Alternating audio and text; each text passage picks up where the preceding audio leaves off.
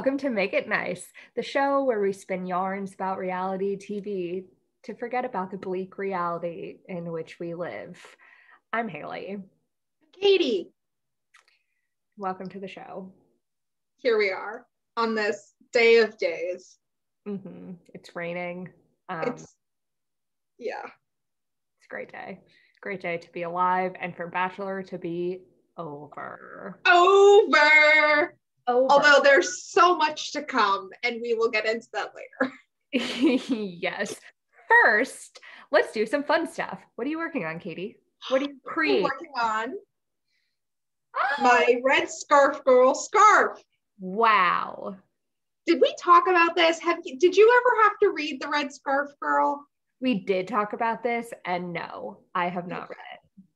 But thanks. Yeah, so there is no pattern. There is no fancy yarn. I'm just a woman with her needs.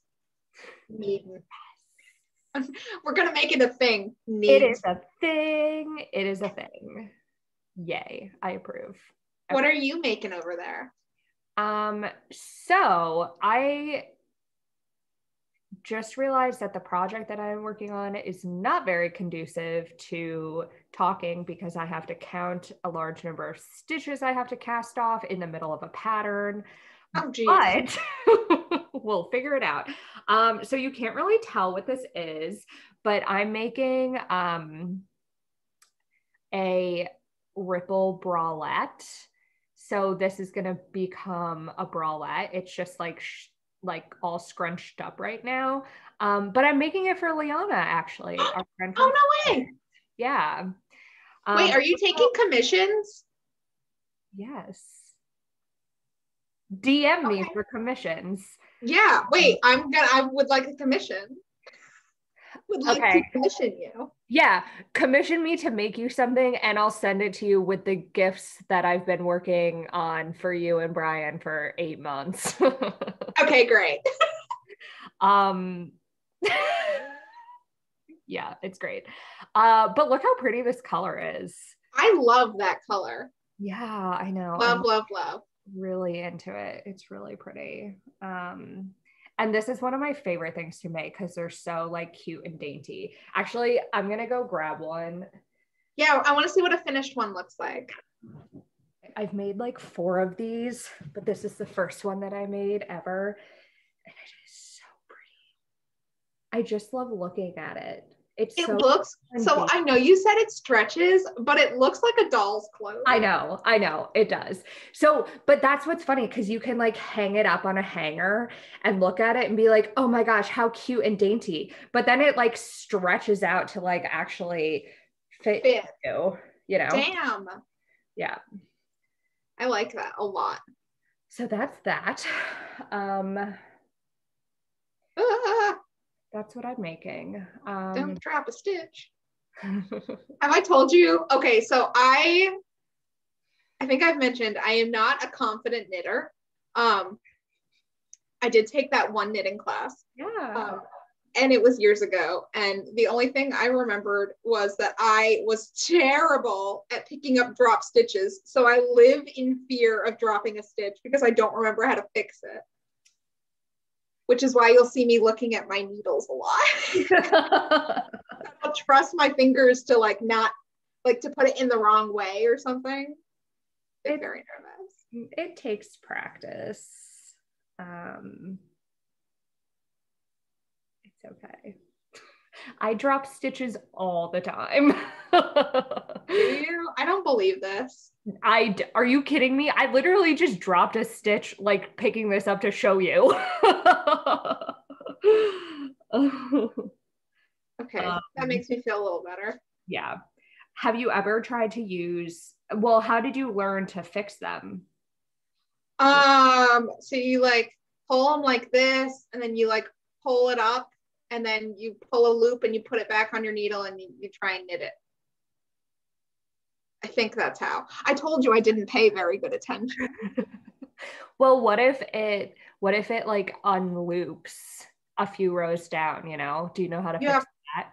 I think, yeah, I have to get like one of my hookies and like hook it back through a couple times. Yeah. And then pull it all the way up. Yeah. So like, I guess I paid enough attention to figure that out. Good job. Yeah, I have. Do you remember? I think you were living with us when this happened, that very brief time in our lives, where Brian wanted to get me knitting stuff for my birthday, and he got me crochet hooks. I know. It was so cute. It's the sweetest thing. It was the cutest thing I'd ever seen. And then which are like, actually, they come in handy if you do drop a stitch. Yeah. That was so cute. I do remember that. Oh. And then you gave me your favorite pair of needles to learn to knit on, the purple ones, and I still have them. Oh. Oh. I also believe last week, this is not craft related, but an update. Yes. I mentioned Snacks would be joining our family, our new kitten, and he has joined the family. Yes.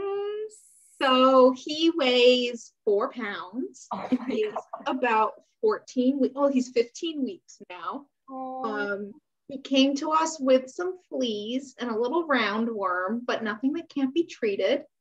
And nothing that I definitely haven't been up sleepless nights about. It's fine. Don't worry. There aren't fleas everywhere. It's okay. They're all dying. They're dying, Katie. But he is the sweetest little cuddle bug in the actual world. I was mentioning to Hayley before we, started recording that he loves to watch Housewives with me. So I'm watching season 9, Real Housewives of Atlanta, also known as the Lesbian Gate season. And he is very invested in this whole season. He specifically was really rooting for Cynthia and Peter to like have some post-divorce bone sesh. Didn't happen that we know of, but yeah, he was really invested in that. And he's the sweetest. I love him. So cute. And the videos that you send to me of him actually watching the screen are so cute. Oh my God. He's just so cute. And he likes to sleep under your chin, which I find adorable. I don't know how that will work when he's like more than 4 pounds. Yeah. Because Max does that now, and sometimes I wake up thinking I'm suffocating. So I don't know if I could do that times 2. How much does Max weigh? Sorry? How much does Max weigh? She's like 10 or 11 pounds.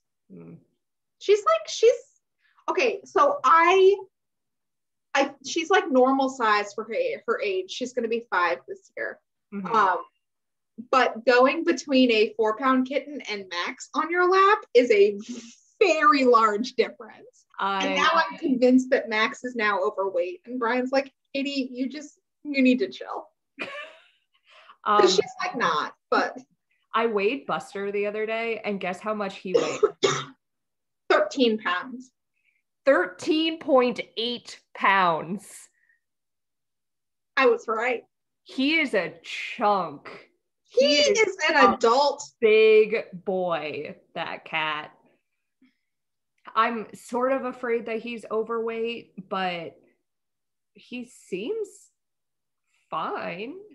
Yeah, I mean. Oh, I don't know. I feel like unless someone, like a vet or someone tells you he's overweight, he's probably fine. Yeah, I mean, I have to bring him to the vet and ask her, like, what's up? But yeah, I couldn't believe it. I like bought it myself, a new scale, and I got him to sit on it, and I was like, oh, Buster. Oh my God. So I don't know why I didn't think about this when we had Snacks at the vet, but they had said, so they like found flea dirt, but no fleas on him when he was there. Mm-hmm. So we didn't think about getting anything for Max because they were going to be separated and there were no fleas. Mm-hmm. So I found a dead flea, freaked out, called the vet, and they're like, okay, let's just we'll get something on your other cat. And I was like, okay, great. And they were like, how much does she weigh? And I was like, that's a good fucking question. So she won't sit on the scale because she is not cooperative in anything we ever try to do. Mm-hmm. So I stood on the scale, which was triggering as fuck. And I was like, okay, I need to just like hold her. And then I know my base weight and then I'll do a little math. Bitch did not hang around for that. She was like, you don't want to know your weight? I don't want to know. We are a body positive household where weight is just a number.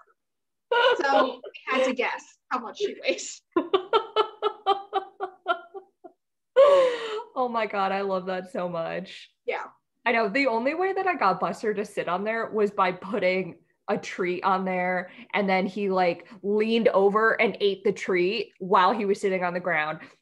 So I put another treat on the other side, and he like did the same thing but from the other side. So then I put like a treat there and kept moving it until he sat on it, and then the treat, and then that's how I weighed him. But he was like, he did not want to do it, and I only did it because like, one, this is my first cat, so I want to make sure I'm like keeping him healthy and whatever. And I feel like he's been gaining weight, but that's also probably because he was like living out in the wild, and now he's like living a cushy home life now. But I also like the shelter didn't weigh him or didn't tell me how much he weighed. Oh. And they also like gave me what like his schedule for what they were feeding him, but he has been like eating all of his food. Like, so I wasn't sure if I should be like feeding him more or like if he's just eating too much or what. So I just wanted to weigh him to like kind of figure that out, because he's a lot more than I thought he did. Yeah. Does the big boy. Yeah. Does the food bag say how much to be feeding them based on their weight? Yeah, that's why I weighed him. That makes sense. I have to like, because I was trying to Google it, but then like, is that gonna make him gain more weight if I feed him at what his weight? I don't know. I mean, I don't want like a little kitty. I don't want to make him feel bad or like not give him enough food, but I also don't want, because I don't know how to give cats exercise, but besides like playing with them. Yeah. Throwing a mouse at him. You have one of those string toys? Yeah, I mean, I play with him a lot. Like he has just like little stuffed mice that he plays with. Yeah. He used to play with his wand all the time, but now he only plays by himself with his little mouse toy or with twist ties. Oh. And, like I have to like play twist tie with him, and that's like the only toy he plays with. We had a laser pointer for Max, which worked pretty well for a while. Mm-hmm. So that could be worth. Max also just like she is not treat motivated. She does not want to play. She's just like, I want to lay in the sun or in your lap. And that's it. Yeah, that's how Buster is too. Like he'll decide when he wants to play, and it's like 20 minutes at a time, like a few times a day, and then he'll just be like, okay, leave me alone. And he's so funny, even like he can tell when he's getting really worked up sometimes, and like he'll play for a little while and then he'll be like, oh, I'm like, that's too much, and he'll go in his litter box and go to the bathroom and then go in my room and sit in his backpack, like in his carrier, and he'll just put himself in timeout, and like he's like, okay, I'm done, I need a break. And I'm like, all right, dude, do what you need to do, I guess. Yeah, Snacks really likes his carrier. Oh, that's good. The day after we brought him home, he was in the bathroom while we were waiting for the flea stuff to like kill everything. Mm-hmm. And he wouldn't leave it. And then the Saturday after we got him, I just like, I needed to touch him. I needed to love him. So I just like slid him out of his carrier like an evil witch. And then I picked him up, and that was when I got my first cuddles, and it was great. But so cute. I love him. And he lets you pet his belly, which Max does not let you do. Oh my God. And it's all white. His belly is all white. Oh, that is so cute. The only thing I don't like about having a boy cat, which Brian pointed out is true for any kind of cat, but I don't give a shit, is when they lick their balls and then lick your face. I'm not about that. I mean, doesn't Max like lick her hole? But it doesn't bother me for some reason. And that's what Brian said. I was like, it doesn't bother me though. Okay. I don't know. I don't know. Problems. Buster doesn't lick me, so I wouldn't know. They're so funny. I love them so much. This is now just a cat vlog. I know. I think we've been talking about our cats for like 20 minutes. It's fine. It's way more entertaining than Bachelor. Oh my God, truly. I literally fell asleep this week. Yeah. Cool. Well, speaking of Bachelor, shall we get into it then? Unfortunately, because that's what we broadcasted ourselves to be, or branded ourselves as. We branded ourselves into a corner. Okay. So this week was a 3-hour back-to-back bullshit of a ride. Starting with the finale episode, which to me honestly felt like a dirge. Like, we know how it was going to end. So it was like, oh, no, this is bad. Mm-hmm. Mm-hmm. I felt so terrible for Michelle. Because that whole thing, it feels like you're watching Jaws, like, and you're like, you hear the sound of the shark going to attack the swimmer. And then you, like, she's the swimmer. And we all know this analogy isn't working for me. I don't know. It's just like this horrible sense of like impending dread and foreboding that comes from knowing how this is all going to end. Just not good. I felt sad for her. I know. It was just really cringy the whole time. Just really cringy. And like the worst part was, objectively, her meeting Matt's family went way better than Rachel meeting Matt's family. I know. I know. Like, there was a real conversation with Michelle and his brother and Michelle and his mom. Mm-hmm. And like, it seemed like a very mature thing. Yeah. But like this whole time, the undercurrent is like, oh, too bad. This is the totally right woman for him, but he's going to pick the wrong woman. Yep. Yep. And I truly, I'm trying to look at my notes for Michelle's portion of the meeting of the family. And all it is just this is just sad. Yeah. It was just really, really, really sad. It was really sad. And I feel like, I don't know. I just feel like Matt's mom really liked her too. Mm-hmm. And they all just seem to have a really good connection. And I just think Michelle is such a good person. And it was just so, I mean, we can get into this later, but just the whole episode, the whole situation was just so shitty for her. Yeah. Yes, it was. I don't know. I don't really have anything to say about Michelle other than RIP. Yeah. That relationship. Yeah. But she's gonna be the next bachelor, or a soon-to-be bachelorette. Yes. And we're very excited about that for her. But I'm not gonna lie, she did not seem very excited about it. She didn't, which is weird. Yeah. Because she would have to want to do it. They don't force you to do it. Right. I think it was awkward because she was so obviously not jazzed about it, but it was also awkward because she just had to sit backstage while the whole Matt and Rachel thing was going on. And I obviously cannot put myself in her shoes, but just imagining how difficult that was to have this guy who, and I know we're just super jumping ahead, but to have this guy that you really care about and have him pick Rachel, and then for that to happen, and then to have to watch this reckoning on TV while you're oh, you could have had me. It's so awkward. It must have been so just really traumatic for her, honestly. Yeah.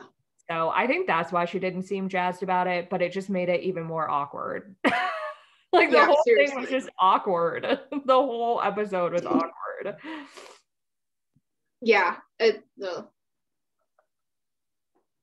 Rachel. So Rachel had I don't know, she's always pouting, and like her meeting Matt's mom was just like, I'm super in love with him.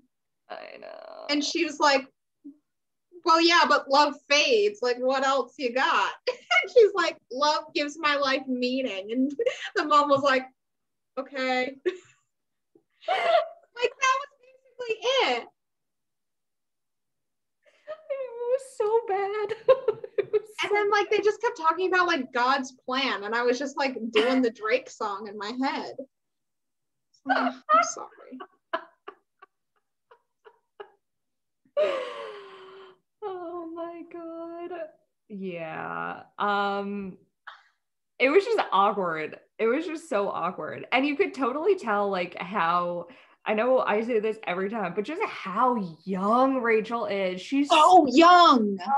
She's so young. Like, girl, I think actually, I think when she said whatever about like love giving her life meaning or whatever, I think I literally said to the TV, like, girl, get a job. Like, I know she has a hobby, probably, but like, girl, like, work a little bit. Like, find some meaning that's not a dude on a TV show. Like, or yeah, like stop looking for your meaning in other people or in romantic relationships. Like, that is a recipe for a codependent relationship. Yeah, for sure. Brian and I actually like paused the TV a couple times watching this so we could discuss. And we were discussing like Patty, Matt's mom, is totally right. Like, love is not enough. Mm-hmm. Like 100%. You can love someone and it's not a good thing for you to be in a relationship with them. And we see that play out with Rachel. And it's like, this is like what Patty was saying, you know, which there's a point where Patty says this stuff to Matt, and Matt is like shook because Patty's like, is love enough? Are you ready to make this commitment? Is this it for you? Like, don't feel pressured by the situation. Are you making the right choice for you? Which is a mom being a good mom. And Matt has feelings about it because he hasn't checked in with himself in this process. He got swept up in it, which makes total sense. And when he tells Chris he needs to like put the brakes on it a little bit so he can like think things through, Chris has this totally like dumb interpretation of what Patty says, where it's like, so your mom told you love wasn't enough, so you're going to give up on it? Huh? I was like, dude. Yeah. That's the dumbest thing I've heard. And you said some dumb shit. Yeah, because I mean, I totally agree. It was a totally like real world reaction to have. Like, hi, you went from dating like 20 plus women to now these 2 women, and it's also only been 2 weeks, and you've never dated this person by yourself because you're also dating other people still. And now you're going to propose to this 24-year-old girl that says she loves you, but you've never existed in the real world together. Like, you've never ridden, like I was gonna say you've never ridden a car, but like sometimes they have those car dates, but like basic everyday shit. Like, they've never gone to the grocery store. I was just gonna say that they've never gone grocery shopping. Or like loaded a dishwasher after dinner. Or like ordered coffee for each other. Like, shit that's so mundane that you would do with your partner all the time, but like in this situation you've never done it with them. And like, I mean, it's not to say that like the way someone loads a dishwasher is like the end all be all of a relationship, but I think there's so much real shit you learn about people by existing with them in everyday life that they just, I don't know. I think it's realistic. I think it's realistic to meet someone you love on the show. I think that can happen, but I don't think it's smart to marry someone without living with them in the real world. I agree. Yeah. I don't know. And I think when confronted with that, the whole show's facade crumbles, which is why Chris Harrison has to do that, because this show is built around the wedding industrial complex. Yeah. So, yeah. I don't know.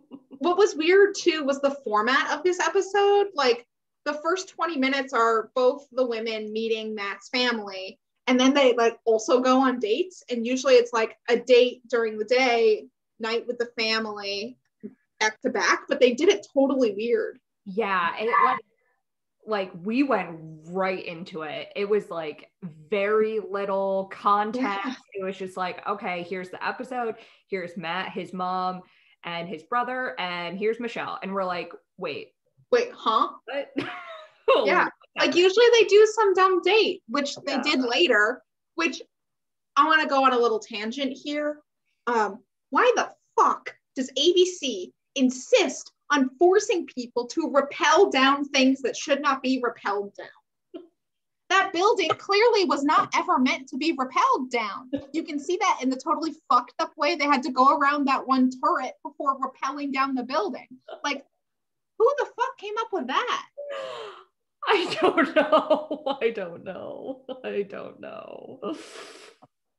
Oh. I mean, like, I think it was a dumbass date, but there was like some really touching moments between Matt and Michelle when they're doing that, and like he's helping her and she's listening to them, and like I can totally see them working in the real world because the way they're communicating at this point of high stress, it seemed effortless. I know there's editing and whatever, but like they were both super respectful to each other. No one got defensive. Like when Brian tries to tell me how to do stuff, I get bitchy with him. So I don't know, just like seeing like well-adjusted people communicate in like a moment like that was a really nice. Yeah, I totally agree. Then it all falls apart. And sadly, and then it just gets really, really sad. I really love, so they rappelled and they have like a, you know, evening portion of the date, which is where Matt talks to Michelle about like his feelings. But before we get into the heavy stuff, how fucking cute were the Mr. and Mrs. James jerseys?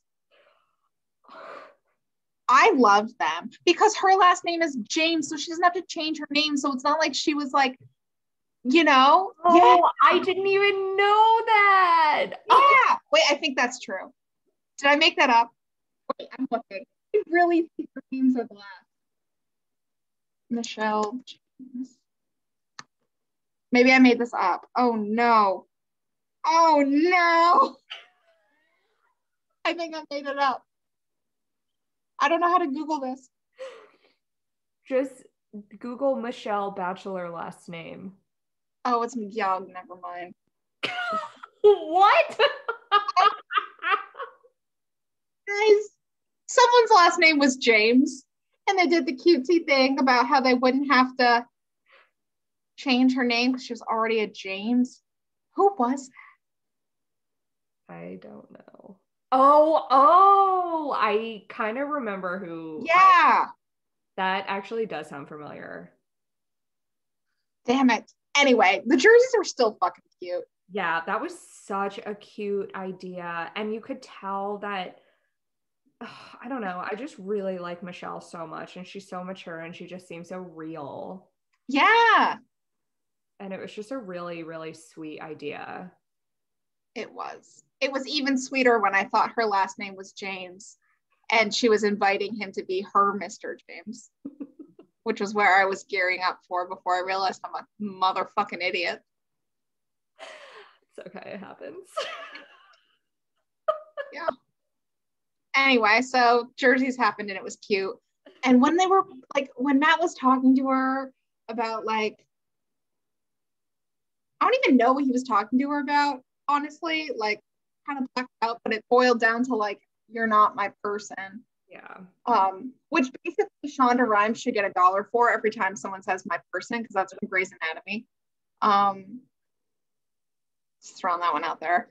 She says this like heartbreaking thing about like, am I supposed to fight for you or am I not supposed to fight for you? And I was like, I know. And then something that I keep thinking about too is, I mean, like going to after the final rose, when she says that like she wanted to talk to him more about it and he wouldn't talk to her. Yeah. So concerning because the way that it's framed in my mind is like, okay, we don't know what kind of editing is going on. Like, we don't know how this is produced. Like, these conversations are probably longer and they're just cut down and they probably have time to talk when they're not filming or something, blah, blah, blah. Mhm. But that was like a dagger in the heart when she was like, yeah, we had this conversation and then I wanted to like talk to him about it, not like try to change his mind, but Mhm. like try to have a real conversation about it. And he wouldn't talk to me. I was like, are you fucking kidding me? Seriously? Yeah. Seriously. And like the way that she said, like, I was not okay. I Yeah. was like, oh, I know. That was so bad. it wasn't good. Yeah. I just, oof. yeah. Poor Michelle. She just like, yeah. She got the worst of like most of it. Piper. It was Piper. Have you been Googling this whole time? No, it just came to me as a bolt of lightning. Well, I'm Google Googling now to confirm. It was Piper. Sorry. I swear I wasn't Googling. I was just like spinning my wheels. You definitely looked up the whole list of contestants and have been copying and pasting their names, searching for their last name in different tabs until you got to the right one. That's what you've been doing. It's definitely not that I have a great recall. For unnecessary bullshit. Yep. And I sometimes get it wrong and it's okay. I really thought it was Michelle. I don't know why. I mean, that would have been cute, but it would have. That's why, because I watched it and I said the same thing to Brian. He was like, oh yeah. You think Brian's gonna remember and correct you? No. Oh gosh. Yeah, so that breakup was depressing and then leads us into like the end game, if you will, the proposal. The proposal. Also, Matt chooses the ugliest ring. Ugliest. So ugly. I mean, all of them were ugly. But he chose the ugliest out of the ugly. He don't get it. I like, sorry, Neil Lane, maybe you'll never sponsor us, but all of your rings are disgusting. They truly are so bad. Why is everything platinum? Why does every band need to have massive diamonds? Right? Ugh, because it's TV. I don't know. But they're all super ugly. Yeah, I was not a fan of any of them. And also, like, if you don't think you're ready to propose, don't go ring shopping. I know. Like, why do you have a ring in your pocket, sir? Like, do you think you're going to change your mind? And I guess maybe that's like the way he talked about it on like after the final rose, or like, was it with Michelle? It might have been with Michelle on the after the final rose, where he was like, in that moment, I was fighting a battle to like be honest and say how I felt versus just tell you what you wanted to hear. Yeah. So I'm wondering if that's what kind of led him to getting the ring, because he like, if he loved Rachel and he wanted to like make her happy, then like, wouldn't it just be easier to propose even if you think you're not ready because it's what she wants? Mm-hmm. So I could see that being his internal narrative as to why he like picked out a ring, but I think ultimately he makes the right choice in like not proposing, because like if you're worried about people pleasing and then you're in this high pressure situation to propose and you have even an inkling of doubt, trust that you're going to do the thing that you shouldn't do. You know? Yeah. Yeah. And like also, people deserve better than to be proposed to on The Bachelor. Seriously. Like, that is a great point. The setups are always freaking bizarre. Mm-hmm. And like this time was like a Christmas themed midsummer, you know, like with the flowers and the fur and the like weird fireplace in the middle of nowhere. I know, it was so bad. And Rachel looked so cold. Like it was winter and she was wearing a backless dress. Yeah. Ugh. I just, that whole setup was weird. Yeah, it was very strange. And like, whatever. I mean, like, so usually the lead in from the end of the episode into after the final rose is usually like the happy couple shots.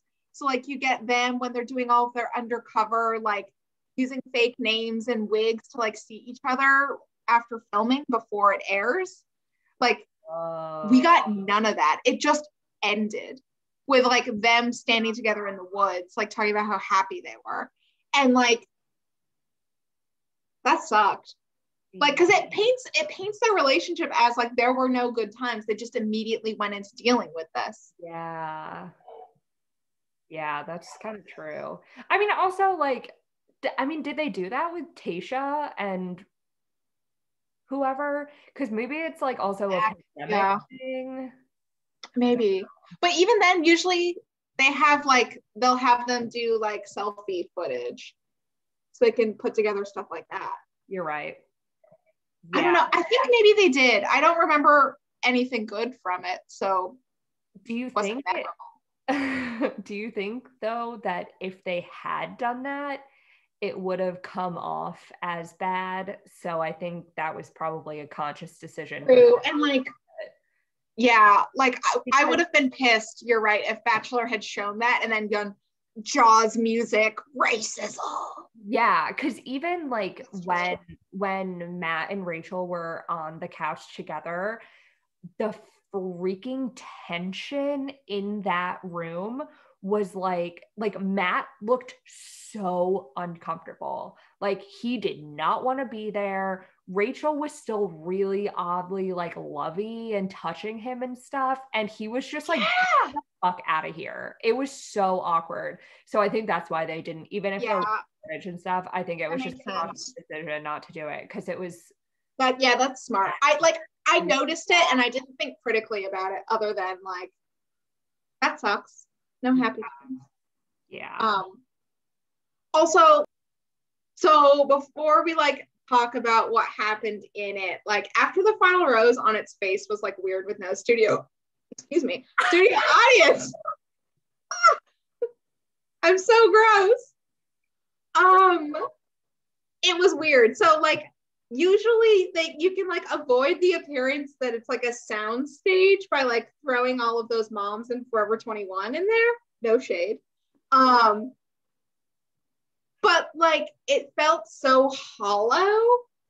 And like I think it helped create the tension that we were just talking about, Hayley. Like they amped up the white noise soundtrack and there was no one reacting to anything. So they really used like filmmaking 101 tips to like linger on people's faces to build tension. Yeah. I'm not saying I don't think it wasn't already tense. I think they also like played it up. Which is fine. Like we're watching reality TV, we're expecting some part of it to be produced, and that's how they produced it. Mm-hmm. I do like Brian and I were talking about it. Shows that with like a live audience that have been filmed in during the pandemic, like they've brought in like live audiences on Zoom screens. We were specifically thinking about the WWE who does this, and it's like super funny because then you can just see like weird people in their bedrooms going.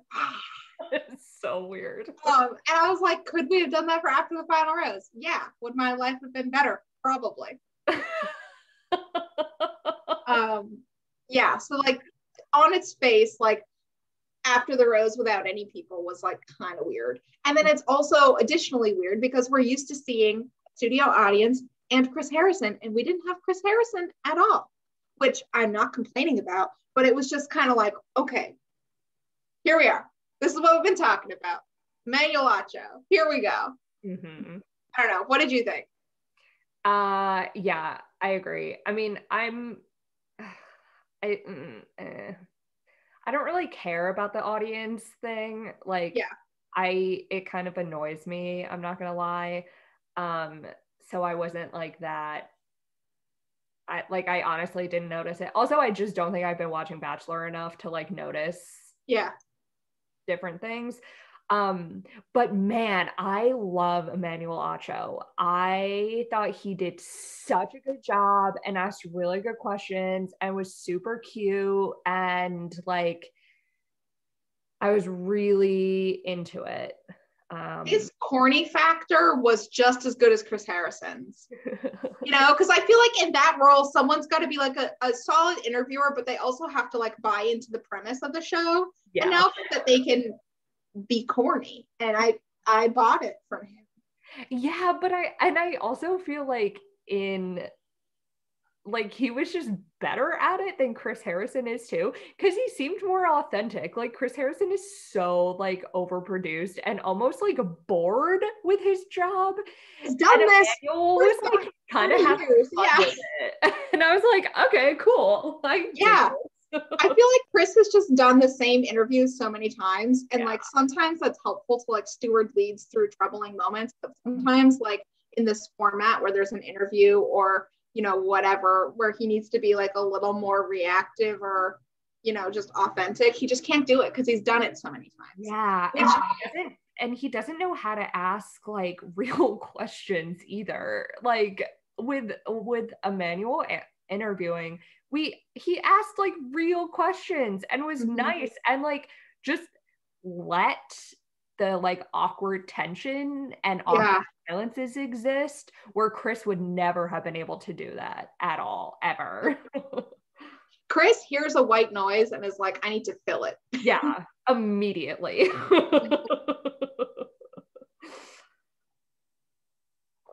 Yeah. So what did you think about Michelle coming out? We kind of talked about it a little bit, but yeah, I mean, honestly, I thought it was just really sad. I thought she handled herself really well and really maturely when it was like just her and Emmanuel. It was just really sad, honestly. It just made me sad. Yeah. Like it just sucked. And we talked about it earlier, but like the pain of her, like it was so sad and so painful to watch her like talk about her heartbreak, and then he pivots into talking about the controversy with Rachel, and it's just basically like, okay, tell me about your pain and racism. Oh, you're exhausted and tired, like let's keep talking about this, and also let's see your ex Matt who broke your heart. Like it's just like it's like the 1-2 punch combo that I was just like, oh my god, someone get this woman like a crisis counselor, because like I don't know. It felt bad. Yeah. Yeah, I agree. And I mean, I know we kind of said this before too, but it was also just like bringing her back out after the Matt and Rachel thing. I felt really gross about. I mean, I know that they were announcing her as a new bachelorette, but like that whole situation was just so like just so bad in so many ways, because it was, and again, like I don't want to speak for her. I don't know her story and I can't put myself in her shoes, but I can imagine how like it's just so multi-layered, right? Because it's like, okay, she loved this guy, she was like 100% into it, he didn't choose her, they broke up, he chooses another girl, which is like, okay, fine, but also he chooses a white girl, and then there's this whole controversy about this white girl being racist. And if I was Michelle, I would just, that's just such like a mind fuck and like a like social fuck and like a heart fuck. Like it just sucks on so many levels that like I would not want to be processing on TV. Yeah. And like Emmanuel's like, okay, so here's Matt, and like you said you wanted to have a conversation. And I was like, dude, like, I know, like, I know part of that is what you sign up for. And I know part of that is like, he doesn't like, Emmanuel is playing a role of host and he has to do this. And like, they are contestants and the lead and like, they signed up to do this. And I just like, I hated it. Cause she said, I wasn't okay. And like, that's hard enough to admit to yourself than to admit to like someone you love and then admit to someone you love on TV. Yeah. I don't know. I know. It didn't feel great. No, it did not feel great at all. It felt really, really bad.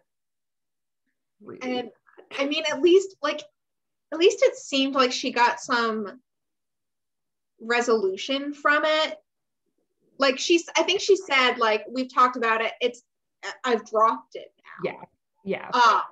And I was like, okay, I'm glad that you can do that, you know, like, I don't know. There's one less heavy thing for you to carry, I suppose. And then like she roasts him for like kissing with his eyes open, which is funny. I don't know. She's just sweet. And I think she dealt with it. Like, this franchise uses the word grace too frequently for weird shit, but she dealt with this gracefully. Mm-hmm. Then she like goes away, and then we get to talk about the elephant in the room. Yeah. So I know I said this before, but the thing that, I mean, I don't really want to get into, I mean, I don't know. We've talked about this so much, like content wise, I don't think anything really new came out of the interview. The thing that stuck out to me was how different the body language between Matt and Rachel was, because like Rachel seemed to me like, I don't know. I mean, intellectually, it seems like she has realized that what she did is really bad, and she's like trying to apologize and learn and fix it and like saying the right things. But Matt seemed so deeply upset, which I understand. And she was sort of like, oh, but we still like, I still love you. We still love each other. And like touching him and like hold his hand. And I was like, girl, read the room. Yeah, I said that too. I said it to Brian. I was like, I would not be touching him right now if I was in her shoes. I know. Like, he just so gross. And like boundaries, like, do you understand? Like, you obviously don't understand even though you say you're like learning and growing, you obviously don't understand how deeply this is hurting him. There is a fundamental disconnect, because I think like what you said is right. Like, I think she like intellectually understands what she did was wrong, but I don't think she's made that second point. It's like, I feel like there's this part of unlearning racism where it is unlearning the thing, and then like intellectually and like being able to recognize it and spot it and to call it what it is. But then there's the second part of understanding what it means to the people that are harmed by the thing that you've unlearned. Mm-hmm. So like, I feel like she's there, but she hasn't applied it, right? So she's still looking at Matt like, oh, I learned the thing you wanted me to do.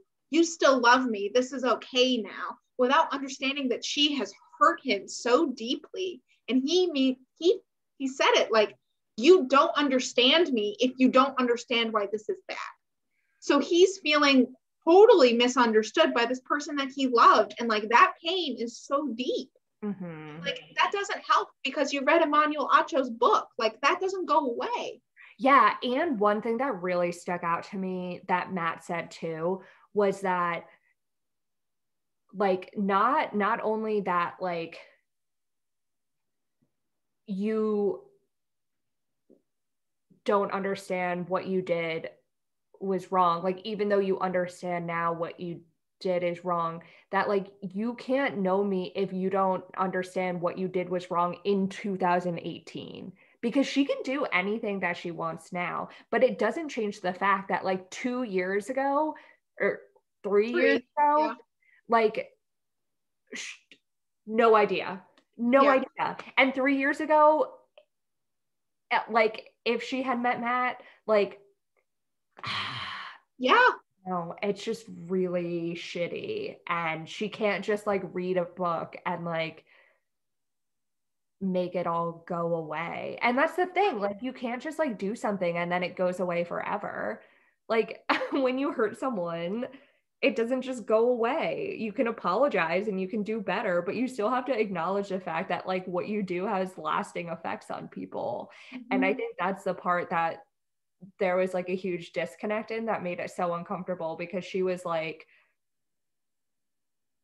oh, it was just so gross. It was just really gross. I also feel like some of the questions that Emmanuel asked, I think you're right, he's a great interviewer, and it was a good conversation if you're a white person who doesn't have these conversations or cares about the people having them. It was a good episode for those people. But like some of the way some of the questions were asked clearly were catering to the demographic of this show. Like I think the phrase like, couldn't you teach her if you loved her, like was like, or that was the gist of a question that was asked to Matt. And I cannot believe that a Black man went on TV and asked another Black man that about his white girlfriend. I can't. So like how much of that, or at least without knowing the audience, I don't know. I have a lot of feelings about it. Like, yeah, I mean, I think I can't remember exactly, but I do think when he asked that question, he said like a lot of people are saying, which recognizes who the audience is, you know? Yeah, he probably did say that, and I missed it because I was furiously typing things. Whoops. But like, I don't know. Like that part, like I lost my goddamn shit about it though. Just the idea that you are responsible for your partner being a better person, like has never sat well with me, like as a human being.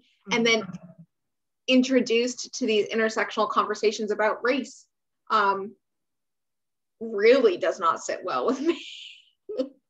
Like you can care about someone and want them to do better and want them to be better for themselves and for you and for every person they come into contact to in their lives, but you don't have to stay in a relationship with them. You know, like you can love someone and not be with them and not have to be with them. And I totally agree. I just think that like, I mean, obviously we can't take out the context of them being like in an interracial relationship. And so I don't think that like, I don't know what I'm trying to say. I don't think like, I think their like, I guess their problems are bigger than like, I don't know. Yeah, I mean, it's not like their issue weren't microaggressions. They were big things. Yeah. But like, I think they're like, I mean, I've never been in an interracial relationship, but you know, like, so I don't know how to navigate that or how I would think about it all the time. But I have to imagine there's a difference between a microaggression that you don't realize you've committed that seems relatively benign to you in the moment, that when pointed out, you understand it, versus going to an antebellum party and making fun of people who dated outside of their race. Yeah. And I think that's like, especially the making fun of people is what really stuck out to me about Rachel's. And I think that's why it's hard too, because I don't want this, like, I don't think that like this is what I'm trying to process. Like, I don't think that like the fact that he's Black and she's white and like these things are happening, like, and so they just broke up without like them trying to work through it. Because I think there are things you can, okay, this is what I'm trying to say. I think there are things you can work through and things that you can't work through. Yeah. And I don't want to like level, I know I've said this before, but I don't. No, we're okay. Not categorizing harm. Yeah. I don't want to categorize harm. Exactly. But like, there are, I mean, everyone has like a. We're all. Bar. Yeah. And like, I said this to Brian, and I truly believe this. we are racist in every moment where we are not being actively anti-racist. Yeah. So like, I don't know, like, you know what I mean? Like, mm-hmm. And we talked about this. I don't know how much of this you want to include, but Brian and I paused the episode a lot talking about why Emmanuel was calling things racially insensitive instead of calling them racist. And it's like, if you're, because to me, my position, and I'm still kind of like processing it, is calling something racially insensitive seems like a cop-out. Yeah, it's like an easier pill to swallow. Exactly, because it's not implying anything about the person who's made the remark or done the thing, right? So it's like, I'm not calling you a racist, it was just racially insensitive. And it's like, I don't understand I understand the purpose. It is to have a conversation with someone without making them defensive. Because when you say something is racist, that implies that the person who's done the thing is racist. And nobody wants to have a conversation where that's true. You know, like, you know, so like, I understand why there has to be this dichotomy of something being racist versus racially insensitive. And I get it, but I don't know. It really sucks because then Brian and I started talking about it in the context of like, so what's the difference between something being racially insensitive and something being racist? And I said, there isn't one. I don't think there is one. And Brian said, well, doesn't your intent matter? And then I was like, does it? And then we had the impact versus intent conversation. And it's, I don't know. It's like everybody is scared of the label of being racist because it seems irredeemable. And if you believe in cancel culture or you believe things are unredeemable, then yeah, that word scares you. But if you are open to accountability and you've accepted that framework into yourself, like as a way to do better and to continually grow, then like the word racist it's a descriptor, you know?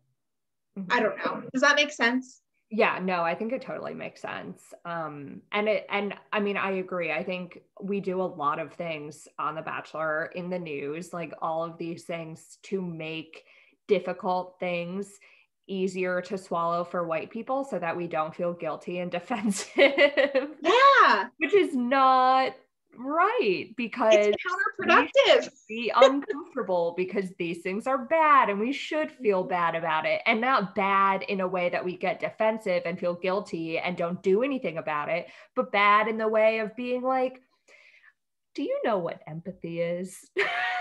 Are you empathetic? Like, can you think about how the things you are doing affect other people? No. Are you self-aware at all? We are not. So there's that. I know. Yeah. I think a lot of this was like obviously important to talk about to an audience that probably doesn't have these conversations. And so we could have gone deeper, but we also like, it's also like making people comfortable and making it easier to yeah. And that's what we've been struggling with this whole season is like, we want this franchise to be the vehicle for these uncomfortable conversations all the time. And it just isn't. And yeah. I think this conversation, as terrible as it was to watch, was more conducive to what the show does. Mm-hmm. You know, like it made it palatable for the audience. And like, I can appreciate that and see the value in that. Yeah. But I also like see how shitty it is.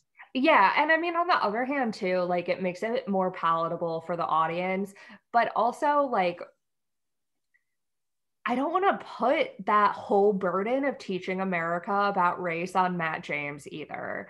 And I want him to be able to tell his story in the way that he wants to, but he doesn't need, like, it's not fair. It's not fair for us to put these like really important conversations on these people that just signed up for a dating show, right? Like, yes, you have a platform, you have responsibility, but at the same time, like, it's, I mean, and that's really what I was thinking about a lot of the time that I was watching After the Final Rose, because he just looked so uncomfortable and I felt so freaking bad for him, because it was just like, he did not sign up for this. He did not sign up in like 2020 to teach America about race through this really traumatic experience. He wanted to fall in love, and that's not what happened, and it fucking sucks, and I feel sad for him.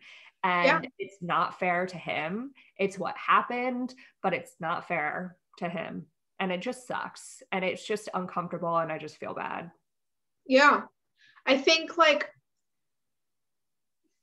I'm not going to get it directly because I was like writing this all down in the moment, but when he was asked to address his breakup with Rachel, he said something like, it hurts to see you like this, but like, I can't be emotionally responsible for your tears. You know, I don't want people to call you out. I want them to call you in so you can do this work.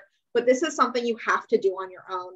Like you said, he didn't sign up for this. No one signs up to be the emotional, like, everything to their partner and to make them better. You sign up to be in a loving, committed relationship with someone. And if work needs to be done, you can support them in that, but only if you want to, and if you're able to, and if it's healthy and right for you. And this wasn't right or healthy for him, which he was really explicit about. He was like, I was so disappointed that I had to have this conversation with the person that I love and explain why this stuff that hurt me so fundamentally and so to my core, why it was problematic. And no one needs to do that in a relationship. And that's like what we were talking about earlier. Like, you can love someone and not want to be with them. And it just depends on what your level is and what your boundaries are, you know? I feel like the show is such a downer. I know. I mean, I knew this was going to happen because this episode was such a fucking downer. I'm so glad it's over. I feel like after the episode ended, I feel like Mr. Duvall at the end of Mean Girls, when he's like, I couldn't be happier that this school year is over. I couldn't be happier that The Bachelor is over. I know. Brian and I haven't even tallied up the final points and sent out an email to the league yet, and no one's asked for it. So I feel like everyone's in the same place. Yeah. Well, how's your scarf going? I just wrapped it all up because I got tired, but it's good. Wow, nice. See how long. This is how I judge to see if the scarf is ready. Nice. Wow, I love it. Thank you. I love it. I love it. How is your ruffle tank? Good. I finished binding off the back. So there's a back, and these are where the straps will go. Nice. I'm starting to shape the front of my little baby doll top. Yes. That will, like a turtleneck, magically expand. It, you know, magically delicious.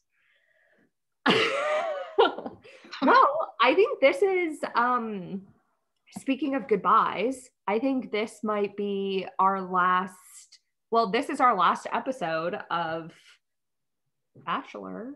Yeah. End of season 1 of Make It Nice. Yeah. Little hiatus coming up. Mm-hmm. TBD on length of hiatus. Yes. But thanks everyone who watches and has watched and comments. Brian. Or me correcting myself. And Katie. And yeah, this has been really fun. And I can't wait to do more and figure out where we go next. Yes. And we'll try to be less depressing wherever we go next, but Honestly, it's not likely. No promises. No promises on that one. Wow. Well, yeah, it's great. Maybe next season we'll figure out a way to end each episode in a fun way. No promises. Fair. Ben, make it nice. We hope we made your day a little nicer. So wait, I just did it. That's our ending. Yeah. It's a whole season to figure out what it would be, but that's it. That's it. Yay. Yay. Okay. Bye. Bye.